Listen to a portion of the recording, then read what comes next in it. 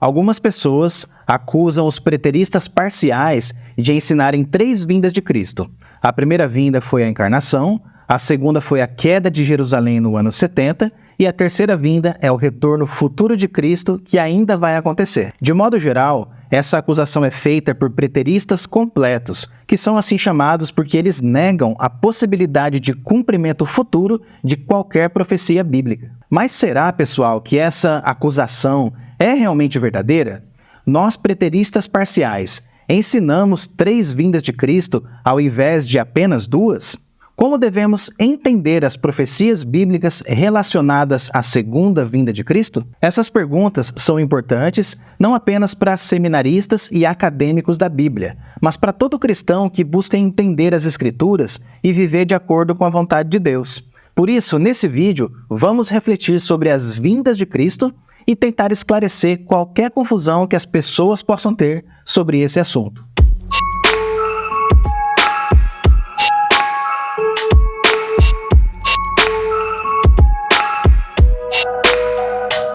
Antes de falar sobre as vindas de Cristo, é importante definir o que é o preterismo e quais são as 2 ramificações que existem. O preterismo é uma abordagem hermenêutica que ensina que a maior parte das profecias bíblicas se cumpriu em eventos históricos que ocorreram no primeiro século, como, por exemplo, a destruição de Jerusalém no ano 70. Existem 2 principais correntes do preterismo, o preterismo completo e o preterismo parcial. O preterismo completo ensina que todas as profecias bíblicas já se cumpriram no passado. Não há profecias a serem cumpridas no futuro em relação ao retorno de Cristo, ao julgamento final e à ressurreição dos mortos.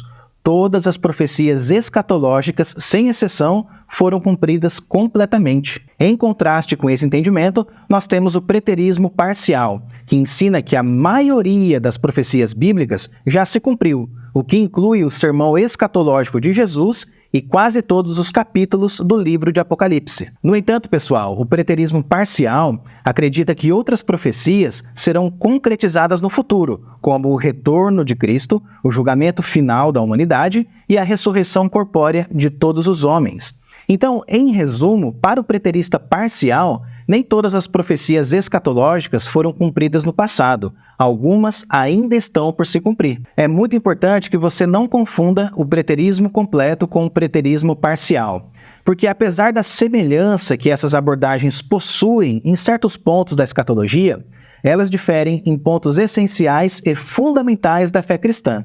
E isso torna impossível considerar o preterismo completo como sendo uma abordagem ortodoxa e fiel à sã doutrina. Dito isso, vamos esclarecer o mal entendido a respeito das vindas de Cristo. Afirmar que os preteristas parciais ensinam 3 vindas de Cristo é uma falácia teológica. Isso porque nós ensinamos apenas 2 vindas de Cristo. A primeira vinda, encarnação, que ocorreu durante a vida terrena do Senhor, e a segunda vinda para julgar os vivos e os mortos, que ainda vai acontecer. Agora, se nós ensinamos apenas 2 vindas de Cristo, o que pensar da vinda do Senhor na queda de Jerusalém, que aconteceu no ano 70? Aquele acontecimento não foi a segunda vinda de Cristo que nós acreditamos que ainda vai acontecer? É exatamente nesse ponto que surge a confusão na cabeça de muitos. Nós precisamos entender a natureza das vindas de Cristo. Se isso não for entendido, nós vamos fazer uma salada escatológica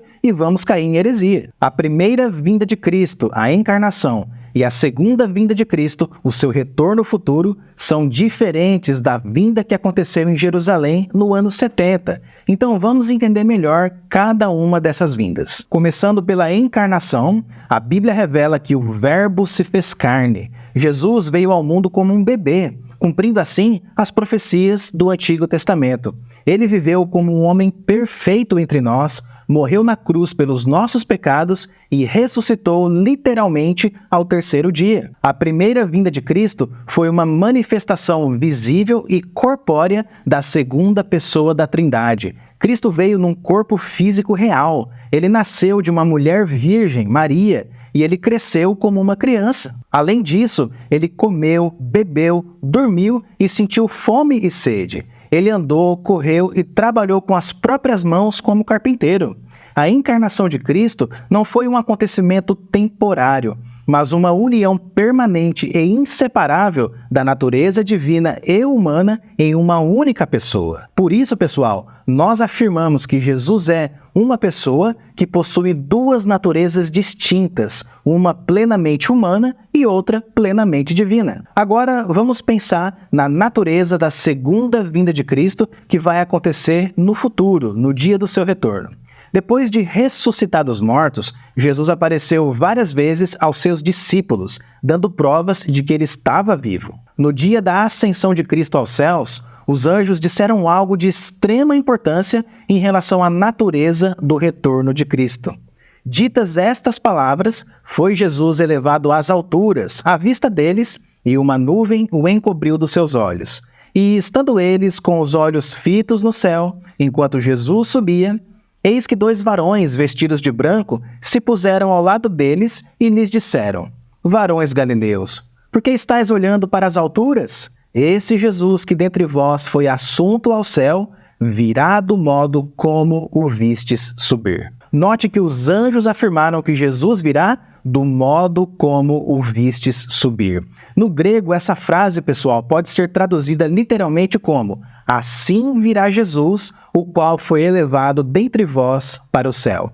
Isso significa que a segunda vinda de Cristo também será uma vinda visível e corpórea, assim como foi a sua primeira vinda. Uma outra evidência bíblica da segunda vinda corpórea de Cristo se encontra no seguinte texto: Porquanto o Senhor mesmo, dada a sua palavra de ordem, ouvida a voz do arcanjo e ressoada a trombeta de Deus, descerá dos céus, e os mortos em Cristo ressuscitarão primeiro. Essa passagem deixa claro que o próprio Cristo descerá do céu em um evento visível e poderoso. O texto diz: o Senhor mesmo descerá. Espiritualizar esse texto para negar a segunda vinda física é, no mínimo, uma atitude desonesta. Além disso, a interpretação espiritualizada da segunda vinda de Cristo é algo recente e não é apoiada pela história da Igreja e nem pela tradição teológica. Durante séculos, a crença na volta física e visível de Cristo foi amplamente aceita e ensinada pela Igreja.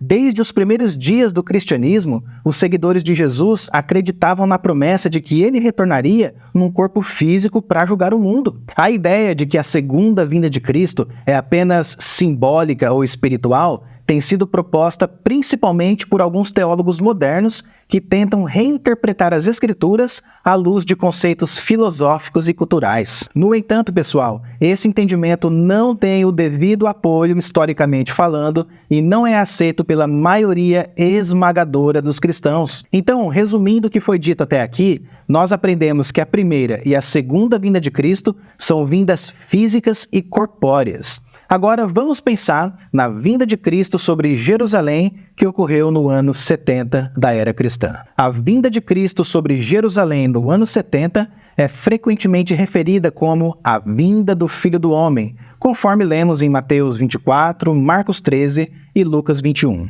Essa vinda de Cristo foi uma manifestação invisível da sua presença, e há várias razões para a gente afirmar isso. Se essa vinda tivesse sido física, ela teria sido registrada pelos historiadores da época, mas nenhum historiador falou acerca de uma vinda física de Cristo ocorrida no ano 70. Além disso, a descrição de Jesus sobre essa vinda indica que ela seria invisível e não física. Porque assim como o relâmpago sai do Oriente e se mostra até no Ocidente, assim há de ser a vinda do Filho do Homem. Uma outra razão para considerar essa vinda como invisível é que ela é retratada como um julgamento sobre Jerusalém e o templo, e não uma vinda para redimir e salvar os crentes. Quando a Bíblia fala sobre a segunda vinda de Cristo que vai ocorrer no futuro, ela conecta outros acontecimentos a esse evento, como a ressurreição dos mortos e o arrebatamento dos santos. Vemos isso no capítulo 4 da carta de Paulo aos Tessalonicenses. No entanto, nada disso aparece na profecia de Jesus sobre a queda de Jerusalém. Não houve a ressurreição dos mortos, não houve o arrebatamento dos santos e não aconteceu o julgamento final do mundo, mas apenas o julgamento do povo judeu. Por isso, é mais coerente se referir à queda de Jerusalém como sendo a manifestação da presença presença invisível de Cristo por intermédio do exército romano, ao invés de chamá-la de segunda vinda. Portanto, pessoal, é fundamental que tenhamos uma compreensão clara sobre os dois tipos de preterismo que existe e sobre a natureza das vindas de Cristo.